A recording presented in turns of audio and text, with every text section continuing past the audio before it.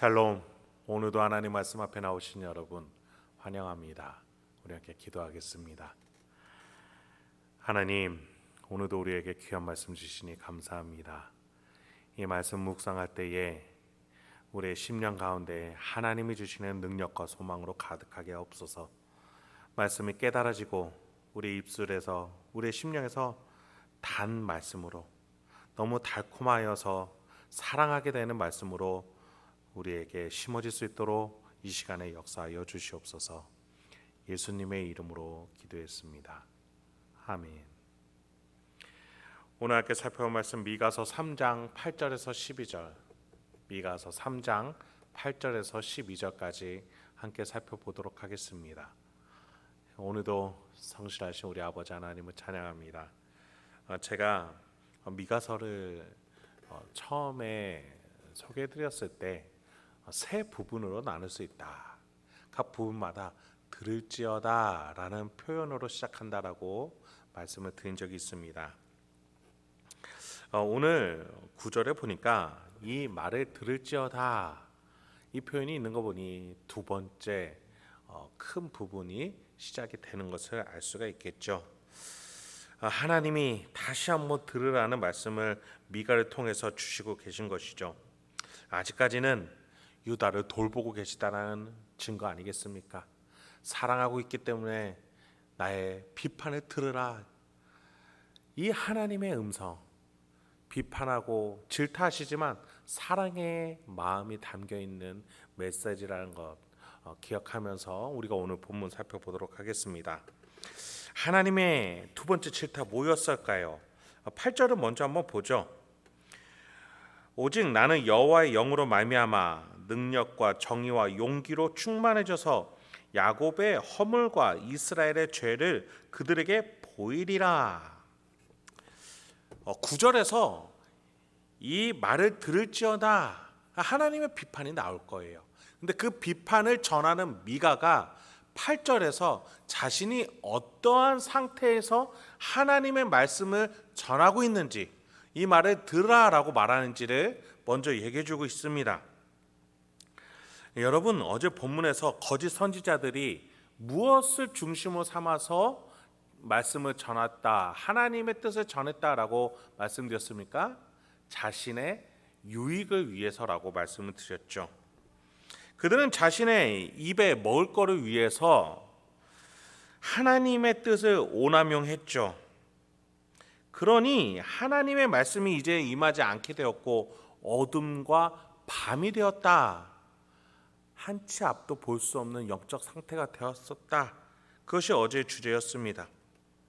그런데 오늘 보니까 8절에서 그 정반대의 상태, 어두운 영적 상태의 정반대는 밝은 영적 상태인 것을 우리가 알 수 있겠죠. 8절에서 그 밝은 상태가 무엇이라고 말해줍니까? 여호와의 영, 성령 충만함이 여기에서 등장하는 겁니다. 여러분, 우리가 그간 사도행전을 통해서 성령 충만이 무엇인지 살펴봤죠. 황홀경이나 환상이 아니라 고난과 환난 가운데서도 하나님의 뜻을 온전히 지키고 순종하고자 끝까지 사명의 길을 가는 바울의 모습을 통해서 우리는 성령 충만이 현실적으로 무엇인지, 하나님과 동행하는 삶이 무엇인지를 우리가 명확하게 했습니다. 그래서 누가는 교회의 부흥을 이끌어내는 성령 충만도 있고, 고난과 환난 가운데서도 하나님의 뜻을 다하기 위해서 달려나가는 바울의 역경의 모습도 성령 충만이다 우리에게 소개해 주었어요. 오늘 본문에서 미가서도 동일해요. 여호와의 영으로 충만합니다. 능력과 정의, 용기로 가득해졌다라고 미가는 스스로 얘기합니다. 그리고서 미가가 하는 내용이 무엇입니까? 어떠한 일을 하게 됩니까?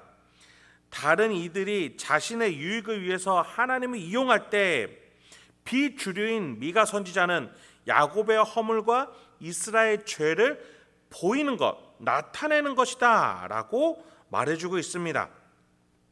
다른 사람이 싫어하고 좋아하지 않고 인정하지 않을지라도 하나님의 뜻을 있는 그대로 순수하게 전하는 것, 그것이 지금 여호와의 영으로 충만한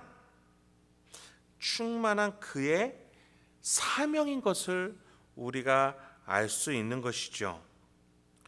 그렇습니다. 여러분, 우리는 하나님의 뜻으로 간직하면서 나아가는 것이 성령 충만이지, 복을 받고 일이 잘 풀리고 행복한 것만이 성령 충만이 아니라는 사실 기억해야겠습니다.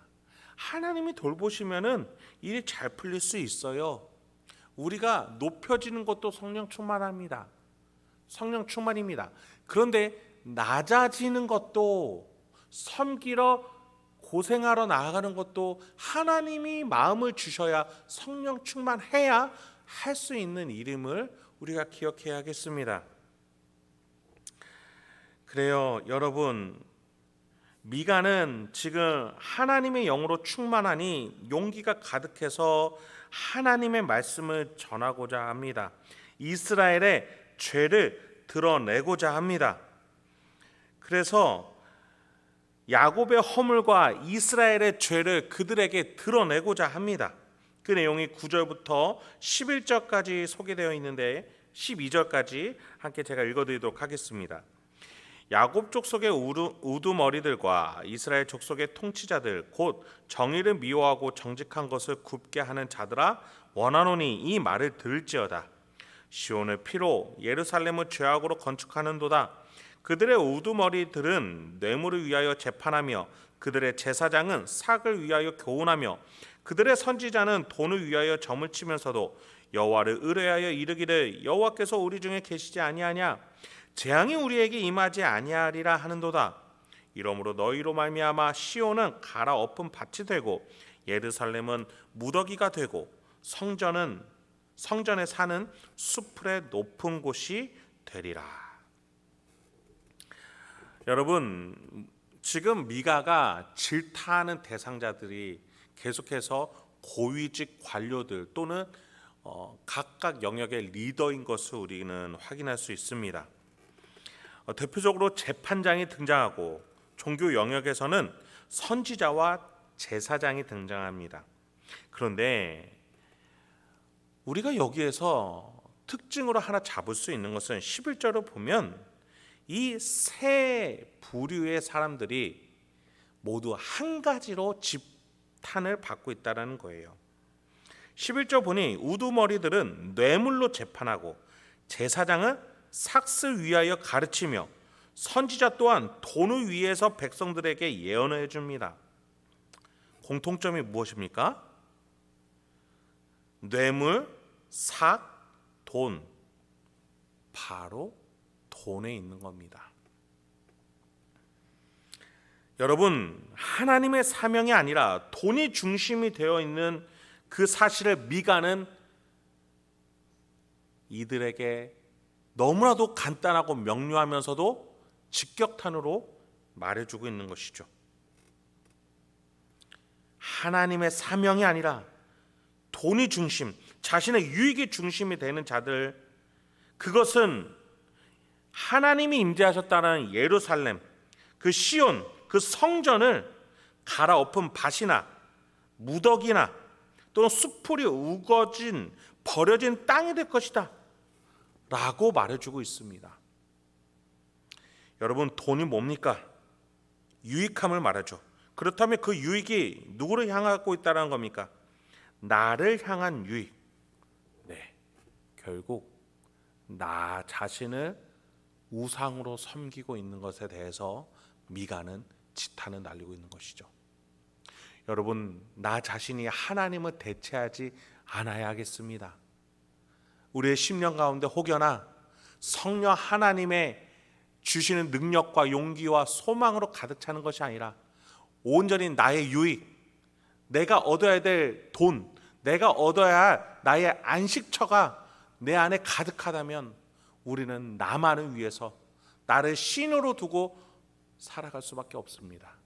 그럴 때 여호와의 영이 우리에게서 떠나갈 수밖에 없음을 기억해야겠습니다. 물론 성령 하나님께서 우리를 계속해서 붙들고 우리 위해서 기도하시고 우리를 중보하실 것입니다. 우리가 나 자신이라는 우상을 무너뜨리기를 오늘도 하나님 앞에 간구하고 지혜를 구하며 용기를 구할 수 있는 저와 여러분이 되길 소망합니다. 오늘도 그렇게 성령 하나님과 오늘 하루도 이 세상을 향해서 빛과 소금의 역할을 감당하며 이 세상의 진정한 영적 지도자로서 서는 하나님의 자녀되는 저와 여러분이 되길 소망합니다. 함께 기도하도록 하겠습니다. 하나님, 오늘도 우리에게 귀한 말씀 주시니 감사합니다. 오늘도 나의 유익이 아니라 하나님이 주시는 사명, 이웃을 사랑하고 섬기러 가는 그 사명 끝까지 붙들고 나아가는 우리 성도님들과 제가 되게 하여 주시옵소서. 하나님의 사명을 위해서 좁은 길 좁은 문으로 갈 때 하나님이 우리의 인생 책임져 주시고 높여주시고 우리의 필요한 모든 것들을 준비하고 주실 줄 믿습니다. 주여, 우리가 주의 사명을 따라 나가는 자들이 되도록 인도하여 주시옵소서. 예수님의 이름으로 기도했습니다. 아멘.